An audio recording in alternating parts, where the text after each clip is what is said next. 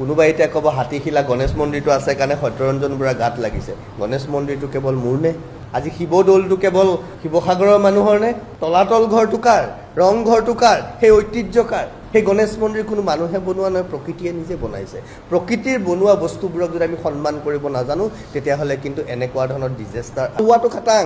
আমি দেখিছোঁ হঠাৎ হৈছে এই শিৱসাগৰ চৰাইদেউত, আমি কৈছোঁ নাগালেণ্ডৰ পাহাৰখনৰ যোৰাবাটৰ প্ৰসংগত, মেঘালয় পাহাৰখনৰ ফলত এইটো হঠাৎ হোৱা নাই, কাৰণ এটা প্ৰক্ৰিয়াত হৈছে। আজি গুৱাহাটী মহানগৰৰ লগতে লাগি থকা অকণমান 9 কিলোমিটাৰমান গ'লেই দেখা পাব হাতীশিলা পাহাৰ, যিটো ইক' চেঞ্চিটিভ জোন। আকৌ ইক' চেঞ্চিটিভ জোন মানে ক্লিয়াৰলি মেনশ্যন কৰা আছে হাতীশিলা পাহাৰটো সেই ইক' চেঞ্চিটিভ জোন, গেজেটেড নটিফিকেশ্যন আছে, যদি আপোনালোকে চাই তাত পাব। সেই পাহাৰটোৰ ওপৰতে 10 মহলীয়া বিল্ডিং বনাইছে, এটা দুটা নহয় 3টা ব্লকত। কোনে বনাইছে? কেইজনমান বেপাৰী লগ লাগি পেলাই। এজন মানুহ ডক্টৰ ইছমাইলুৰ ৰহমান, তেওঁলোকৰ লগত 2জন সহযোগী, আকৌ অৱসৰপ্ৰাপ্ত পৰিৱেশন বিষয়া গৌতম দাস, যাক আমি ৰঙাচুলি অফিচাৰ বুলি জানো, আন এজন টুৰিজিম বিভাগৰ কিবা ভাস্কৰ বৰুৱা নেকি, তেওঁৰ লগত সহযোগত আছে বুলি কৈছে। এতিয়া কথা হ'ল, আজি আমি হয়তো তাৰ পৰা একো বিৰূপ প্ৰভাৱটো দেখা নাপাম। নাগালেণ্ডত 100 বছৰ আগত, 50 বছৰ আগত পাহাৰ কাটোতে আমি ভাবিছিলোঁ নেকি আজি শিৱসাগৰৰ এইটো অৱস্থা হ'ব বুলি? কাইলৈ যেতিয়া সেই অৱস্থাটো হ'ব, আৰু হোৱাটো খাটাং প্ৰমাণ আমি পাই গ'লোঁ। যেতিয়া সেইটো ভাঙি পৰিব গোটেইটো, আৰু তলত আছে গণেশ মন্দিৰ, আপুনি মই পাতা গণেশ মন্দিৰ নহয়, প্ৰকৃতিয়ে নিজ হাতে বনোৱা হাতীস্বৰূপ হাতীশিলা। সেইকাৰণে হাতীশিলা নামটো সেই হাতীৰ নিচিনা শিল দুটাৰ কাৰণেই, যাক আমি গণেশ বুলি পূজা কৰিছোঁ, তাক আজি নষ্ট কৰিছে, ভেহুচালি কৰিছে। আমি বিভিন্ন পৰ্যায়লৈ লিখিছোঁ, আমি RTI ফাইলো কৰিছোঁ, তেওঁলোকৰ না এনভাইৰনমেণ্ট ইম্পেক্ট এছেছমেণ্ট আছে, না তেওঁলোকৰ এনভাইৰনমেণ্ট ক্লিয়াৰেঞ্চ আছে, না তেওঁলোকৰ ছইল ৰিপৰ্ট কিবা আছে। আটাইতকৈ ডাঙৰ কথা হ'ল ইক' চেঞ্চিটিভ জোনত পাব্লিক হিয়াৰিং হ'ব লাগিব। পাব্লিক হিয়াৰিঙৰ হোৱাৰ কোনো নটিফিকেশ্যন নাই, পাব্লিক হিয়াৰিং হোৱাৰ কোনো ডকুমেণ্ট নাই। আৰু ইয়াতে ভিতৰত ইণ্টাৰেষ্টিং কথাটো হ'ল, এই পাব্লিক হিয়াৰিঙকো তেওঁলোকে জুমলা বনাই দিয়ে বহু ক্ষেত্ৰত।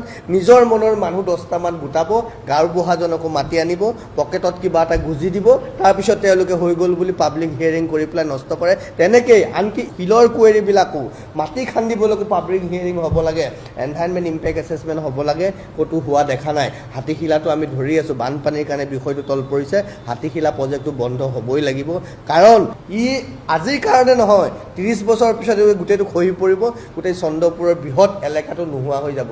চন্দ্ৰপুৰৰ বৃহৎ এলেকা নোহোৱা হ'লে আমি আজিৰ নিচিনা আকৌ কান্দি থাকিম নেকি? কি হৈ গ'ল, মানুহবিলাক মৰি থাকিল, মানুহবিলাক নোহোৱা হৈ গ'ল। কিন্তু এই প্ৰক্ৰিয়াটো কিন্তু চৰকাৰে এতিয়াই যদি অন্ততঃ পাহাৰক লৈ চাওক, অসমৰ নিজৰ স্বকীয়তা আছে। সেইকাৰণে আহোম স্বৰ্গদেউসকলে ৰংঘৰটো বিল্ডিং নহয় নেকি? তলাতল ঘৰ ইনফ্ৰাষ্ট্ৰাকচাৰ নহয় নেকি? সেই ইনফ্ৰাষ্ট্ৰাকচাৰ বনোৱাৰ লগে লগে তেওঁলোকে শিৱসাগৰ পুখুৰী কিয় খান্দিলে, জয়সাগৰ পুখুৰী কিয় খান্দিলে? সেই পুখুৰীবিলাক খান্দাৰ কাৰণ কি আছিল? প্ৰত্যেক দেৱালয়ৰ সন্মুখত পুখুৰীটোৰ প্ৰয়োজন কি আছিলে? তাৰমানে অসমৰ নিজা এটা ইনফ্ৰাষ্ট্ৰাকচাৰ আছে, প্ৰকৃতিয়ে সেই ধৰণে অসমক কৰিছে।